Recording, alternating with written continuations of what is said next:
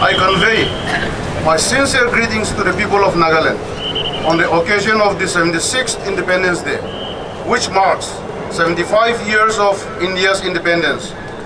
India achieved independence after a long struggle. On this historic occasion, we again remember with the utmost gratitude the freedom fighters who gave their all, many even laying down their lives to get freedom for all of us. 75 years in the history of a nation is a very important milestone. We were left weak and debilitated when the Britishers left the nation in 1947. Since then, the country has faced many challenges, have overcome them, and has grown from strength to strength. It is now a proud, strong, and confident nation. There are many challenges still to be overcome, but with the resolve and the hard work of the people of this great nation, we will fulfill the dreams of our founding fathers. Friends, our state also, along with the rest of the country, had good progress.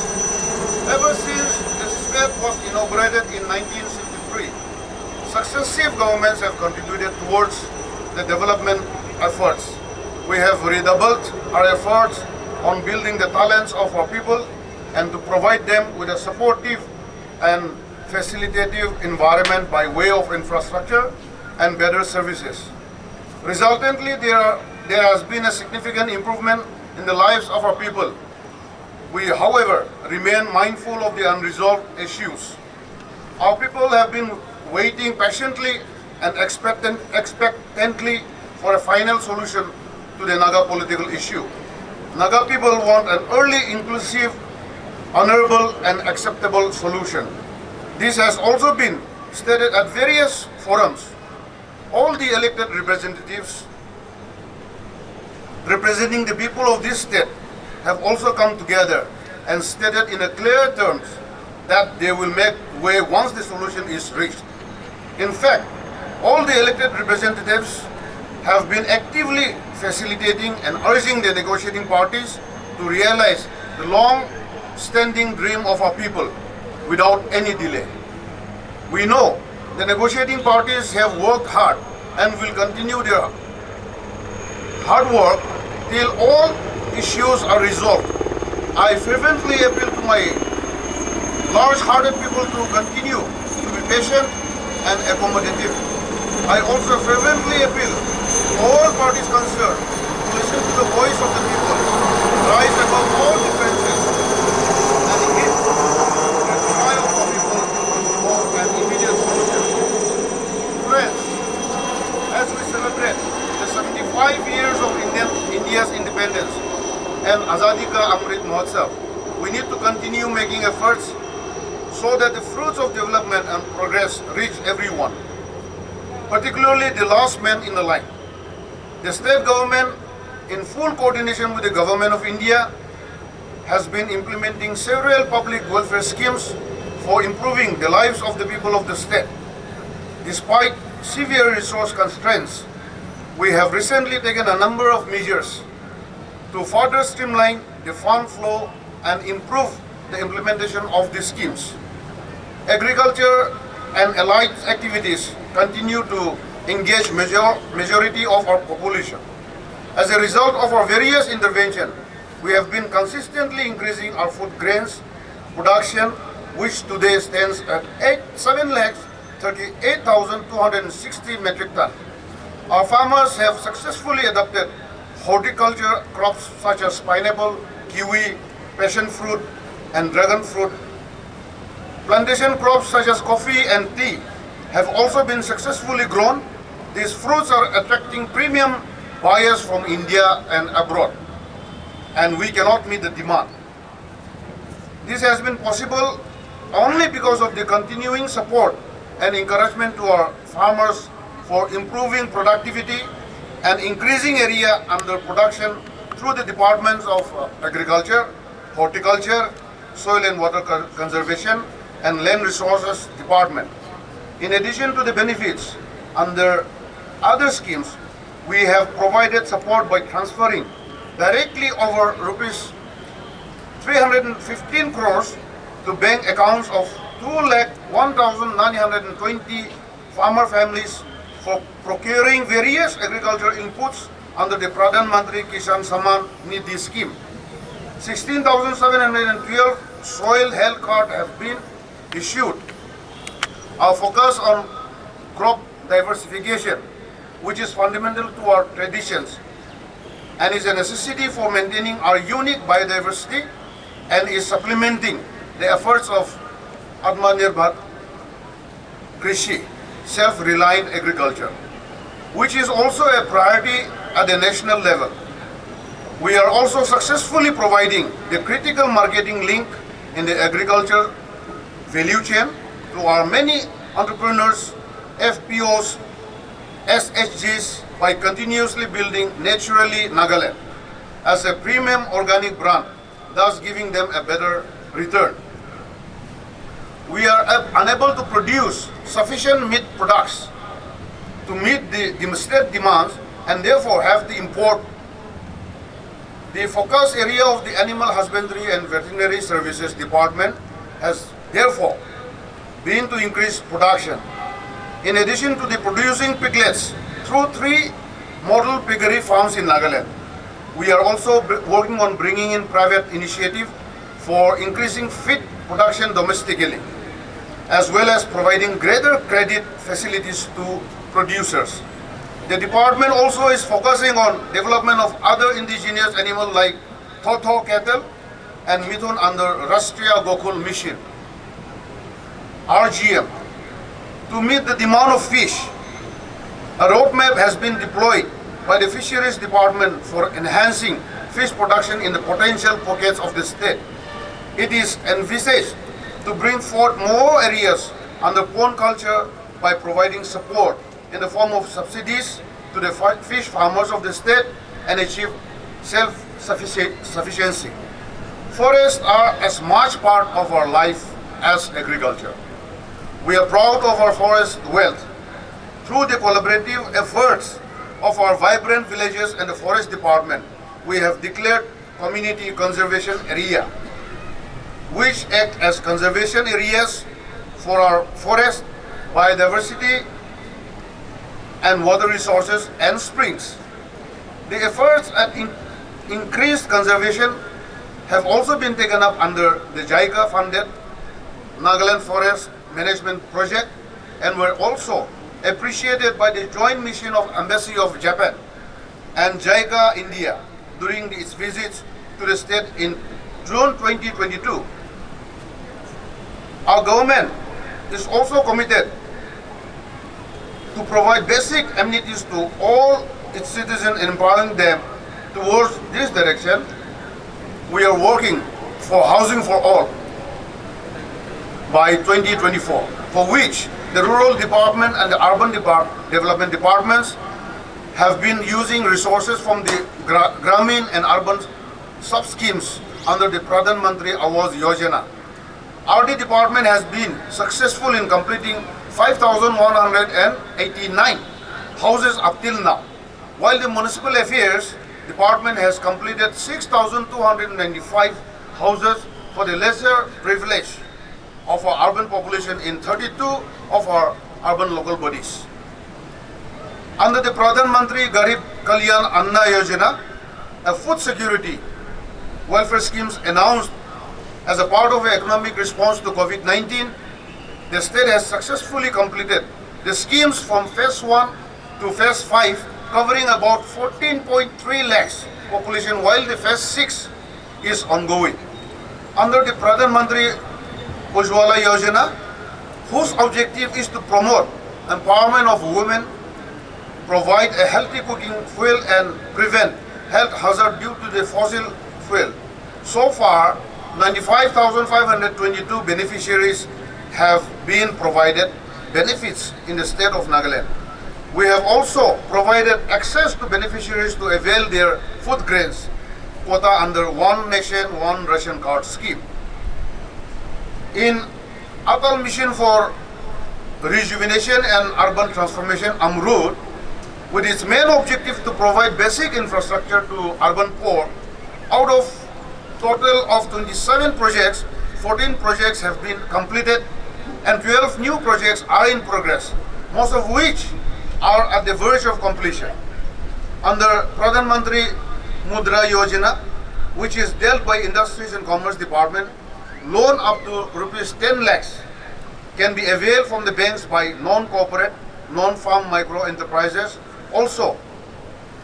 And up till now, 15,191 units have been provided loan amounting to rupees 209.47 crores under this scheme. The government's focus on providing better and inclusive health services to our people continues. We have not only improved health infrastructure, but provided more doctors to our health system. During the last year, the Health and Family Welfare Department has also enrolled out modern IT-based supply chain and hospital management systems that will bring in more transparency, accountability, and better management of our healthcare facilities. The second integrated Ayush hospital, 50-bedded at Chedema, Kohima under National Ayush Mission was inaugurated on 4th March 2022. 382 Ayushman Bharat Health and Wellness Centers, which provide comprehensive primary health care more than our state's target, have also been inaugurated. It gives me immense pleasure to note that the construction works at Nagaland Medical College, Kohima, has shown 75% physical progress. We have created 60 posts of key positions. The department has applied to the National Medical Commission for starting the college by the next academic year, that is 2023-24. We are also targeting to complete the medical college at Mon by 2024-25. The Department of Social Welfare has been implementing various schemes to uplift the weaker section of the society in the state. Under Pradhan Mantri Madru Vandana Yojana, which has an indicative target of 40,906 till date, 31,370 have been enrolled, and total of 27,904 pregnant women and lactating mothers have benefited from the scheme. In Poshan Abhiyan, which aims to ensure attainment of malnutrition-free India and ensure holistic development and adequate nutrition for the pregnant women, lactating mothers and children, the department is covering 3,980 Anganwadi centers, gathering to about 3,69,043 Anganwadi children across the state. In line with the national education policy, the Department of School Education has been focusing on providing quality education to all students, including those in the remotest part of the state, with a view to have better monitoring of the teachers' learning processes in the government schools. The normal teacher's diary has been converted into digital teacher's diary this year. This will bring remarkable changes in the functioning of the government schools in the state. And a new age platform has been launched on a pilot basis in 100 selected government schools from the academic year 2022. This would facilitate and promote adopting blended teaching learning processes in government schools.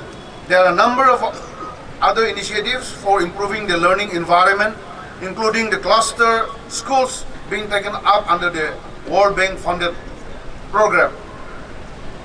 We have focused on developing sports infrastructure throughout the state. Modern indoor stadium at Twengsang, Noklak, Newland, Seminyu, and Chumogidima. Multi-purpose stadiums at Wokha, Longland, and Kohima. And AstroTurf football grounds at Mon, Peren, Mokokchung, and for police sports battalion are being set up. Our sports people will also get benefited with the coming up of the state's first regional center for the sporting excellence for archery, shooting discipline, adventure and motorsports, and futsal at Sovima, which was inaugurated by our Honorable Chief Minister of Nagaland on 27th of January 2022. We also organized successfully the South Asian Cross Country Championship and the 56th National Cross Country Championship in Kohima. Later during the month, we will be organizing the Nagaland Olympic and Paralympic Games 2022 with the motto Stronger Together. These are two of the biggest sporting events ever in Nagaland history and indicate our growing strength in organizing events. Our bright artists, mentored and promoted by TAFMA, continue to make waves not only in the country but at international platforms. We are also having the CSR and Investment Summit later this month, which will bring together companies, NGOs from across the country with our entrepreneurs and hopefully will spur innovation. Creation of job opportunities, skill development, and ensuring the people get gainfully employed have always remained the priority of my government. Under Sankalp project, the Department of Employment and Skill Development and Entrepreneurship is establishing one Entrepreneurs Development Center on pilot basis in collaboration with the Indian Institute of Entrepreneurship, Guwahati at Government ITI Complex, Kohima, with the objective to train and promote local entrepreneurs. It will also create a support mechanism to the enterprising youth to succeed and become job creator. Nagaland State Rural Livelihood Mission continues to do an exemplary job in promoting livelihoods through self-help groups. Till date, 1,11,702 women have been mobilized into 12,691 self-help groups and 1,084 village level federation and 49 cluster level federation have been promoted. Many banks are coming forward to extend credit facilities to the self-help groups owing to the lower risk of default. The Chief Minister's microfinance scheme, which is ready to be launched later this month, also focuses on the self-help groups. We continue to improve our roads network in the state, and the PWD R&B could construct and complete many roads under the various schemes and projects.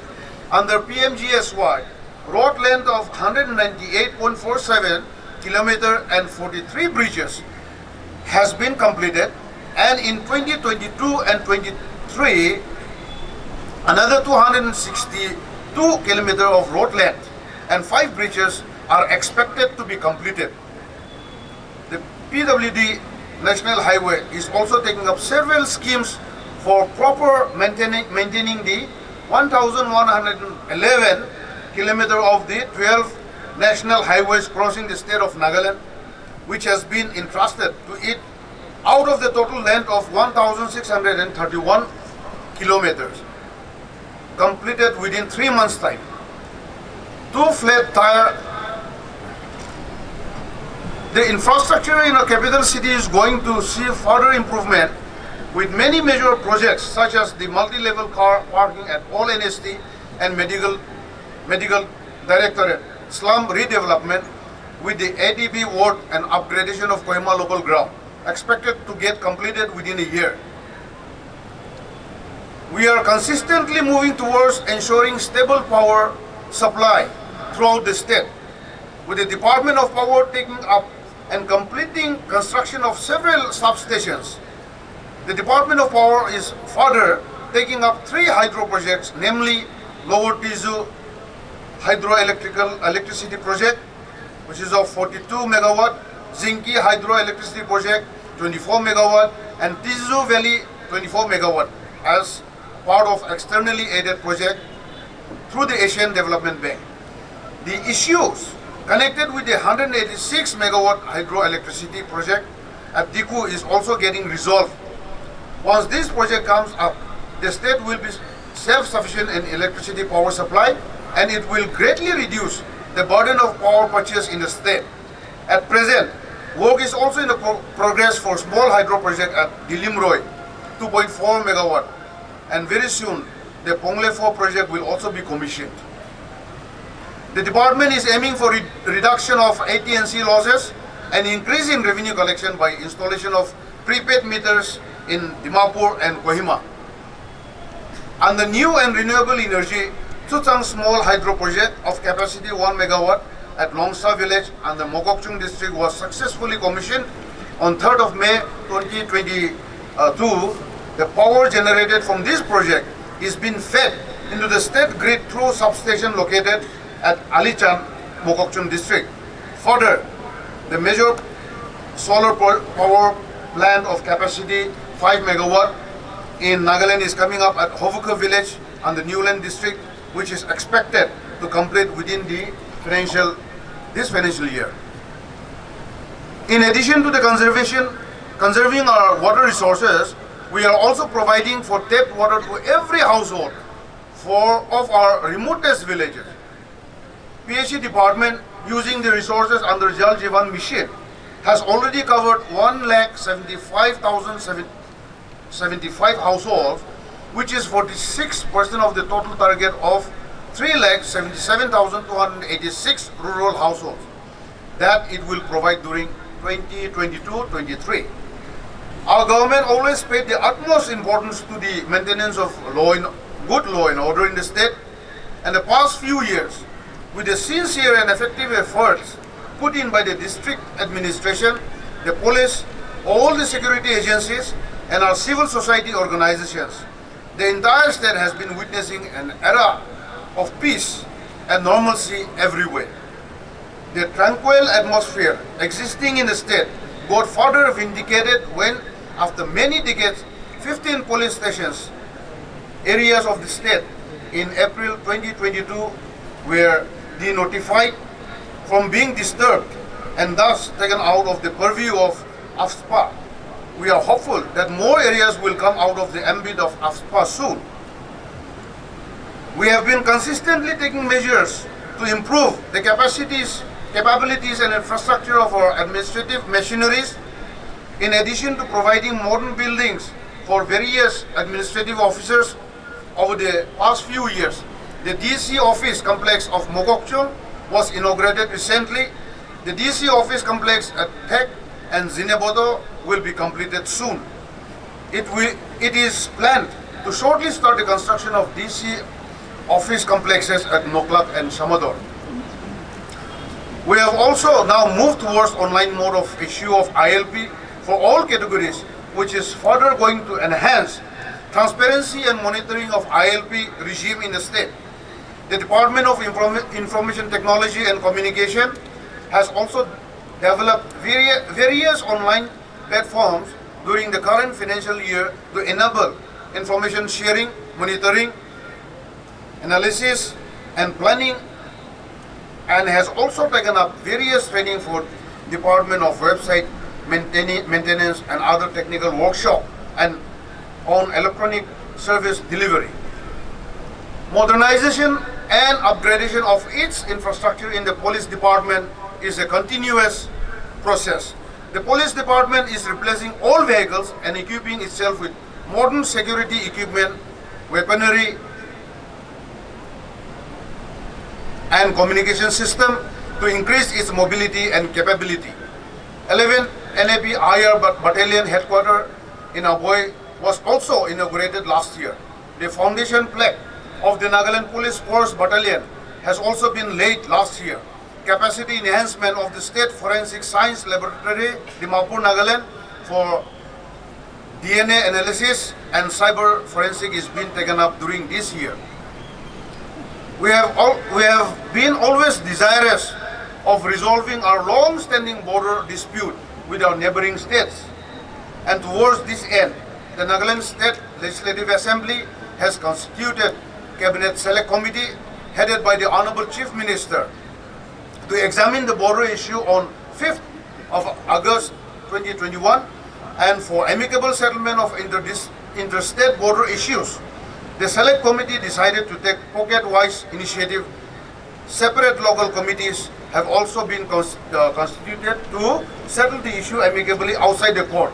For each pocket or settlement for the border districts, we are very hopeful of amicably settling all our disputes when our nation is celebrating 75 years of independence.